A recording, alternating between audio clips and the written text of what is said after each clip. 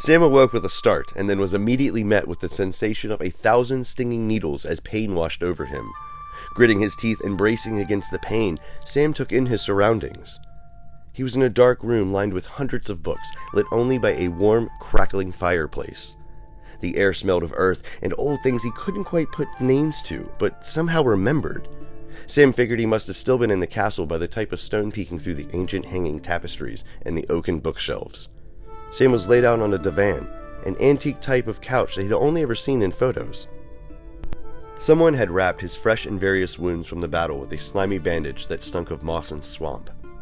Could it have been the mysterious figure that had attacked him, Sam wondered? Taking extra care not to tear the tender cuts that miraculously seemed to be rapidly healing, Sam slowly turned his head to get an even closer look around the hearth. And that's when he saw it. Sequestered away in the shadows of the room, barely touched by the light from the fireplace, hulked a hulking mass of robes. It was a monster. Some sort of green beastie covered in human clothing that seemed more ancient than the oak lining the walls. In a fevered moment of panic, Sam concluded it was a beastie summoned to finish him off by the caster who had defeated him, and that the dressings on his wounds were just that, dressings to a final meal. "Hey, look!" Sam squeaked out, pushing himself back on the divan, not paying mind to the wounds he was opening up in his struggle. The shadowy mass of cloth moved forward. Thwack! Thwack! Thwack!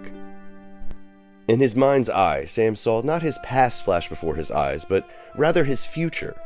He saw the journey stretched out in front of him, like the evergreen roads of his father's story told in his youth, cut short in the darkness.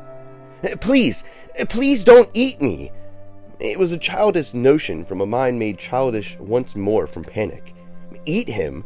Like this thing could even understand me, Sam thought in a rush. Eat you? Ha! You should be so lucky! Following a moment of abject surprise mixed with terror, mixed with amusement, an interesting combination of emotions Sam had never felt, Sam said, "You spoke!" And from the shadows, the figure finally fully emerged, revealing a large frog dressed as a wizard, like something out of a children's book. In his right arm he carried a staff topped with a beautiful orb, the same beautiful orb responsible for Sam's cracked ribs. You need to eat this in order to finish the spell and complete your healing process. Otherwise, I will have wasted a lot of valuable saliva on those bandages of yours. Sam looked down in horror at the bandages wrapping his body and felt a shiver run through his body almost as powerful as the electricity from the bolts with which he had been hit. Sam groaned and then finally gave in to the situation. Sighing, Sam sank further into the divan. He was too tired and too hurt to do anything other than listen to what Love had to say. Fine. This is all very weird, but fine. But there's no way in hell that I'm eating that, Sam said, eyeing the mound that was doing its best to slither off of the plate. Oh, this? I forgot how picky you normal humans are. No accounting for taste, I suppose, Love said, turning back to the cabinet. He rummaged through the cabinet once more, finally finding what he was looking for.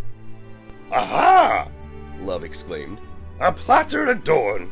My own invention. Here, hold this. Love handed Sam a plate that looked like a flattened version of the orb that sat atop Love's staff. Love continued.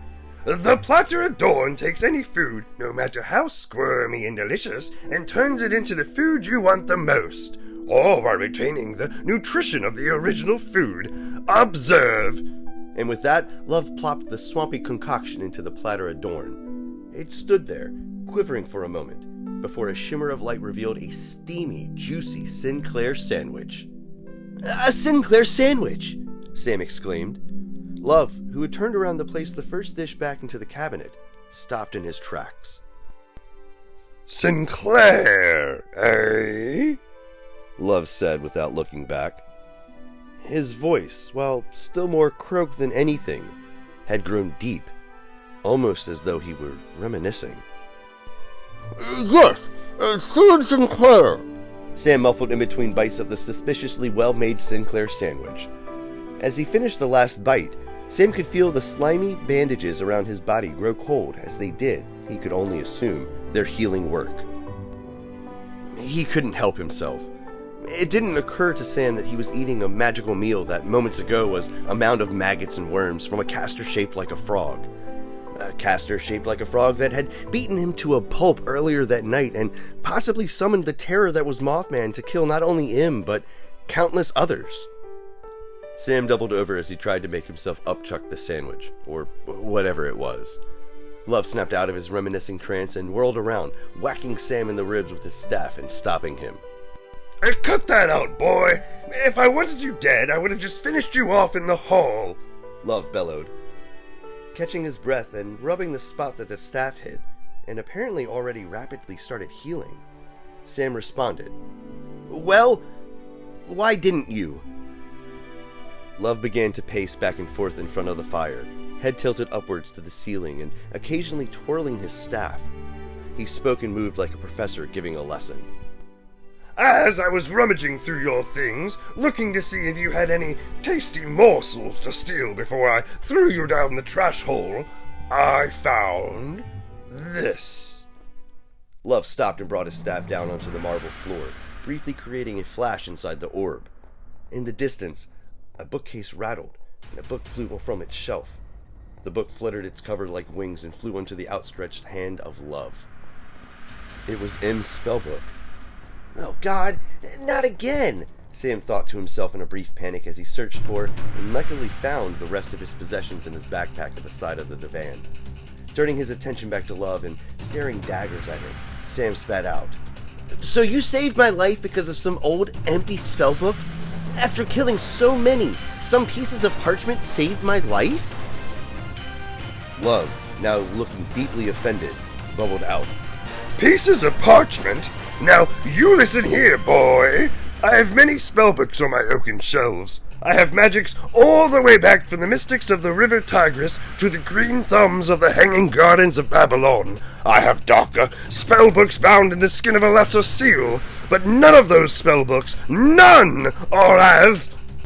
Love, who was using both his staff and M's spellbook as batons to punctuate every word he was saying, stopped in his tracks, looking more confused and more frog-like than ever. Wait, what do you mean by killing so many people? It's been decades since. Never mind that. Spit it out, boy. What did you mean? Sam, finding that he now had enough strength to sit up without wanting to cry, leaned forward to really drive the knife home.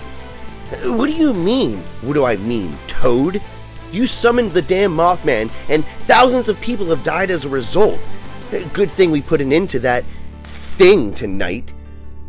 Love stood in silence with what Sam could only describe as shock on his amphibian features, and then the lips that were already pulled far too back on his face pulled back even farther. The frogman was smiling, and it was maddening. Looking up once more with just his eyes, Love used his staff to point toward the ceiling and said, in a voice barely above a whisper, "Oh, you mean that?"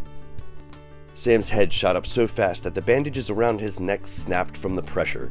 At the top of the hearth's tower, a magical window opened up into the night, and flying above the castle, as though all of the ragtag army's efforts were for naught, flew Mothman in his full, terrifying splendor. No, my boy. You didn't destroy it. The frogman almost cooed. And that's not Mothman.